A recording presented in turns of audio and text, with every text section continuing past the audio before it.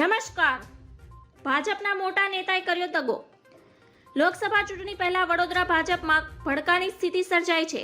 પહેલાથી જ લોકસભાના ઉમેદવાર રંજન ભટ્ટ સામે નારાજગીના દોર ચાલી રહ્યો છે, ત્યારે આ વચ્ચે સાવલીના ધારાસભ્ય કેતન ઇનામદારે રાજીનામું આપ્યું હોવાનું સામે આવી રહ્યું છે.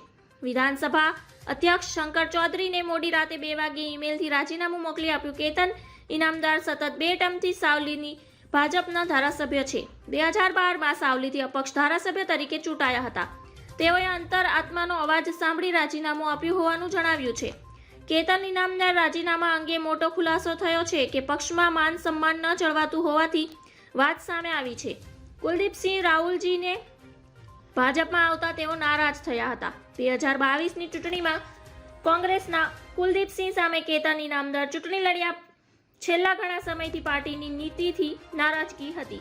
જ્યાં સુધી તેઓ અધ્યક્ષ શંકર ચૌધરીને રાજીનામું રૂબરૂમાં સોંપે ત્યાં સુધી ધારાસભ્ય પદેથી તેઓને રાજીનામું નહીં ગણાય. રાજીનામું અધ્યક્ષને રૂબરૂ સોંપવાની પ્રક્રિયા કેતન ઇનામદાર પૂર્ણ નથી કરી. અધ્યક્ષનો સમય પણ નથી લીધો. ધન્યવાદ. જય હિન્દ.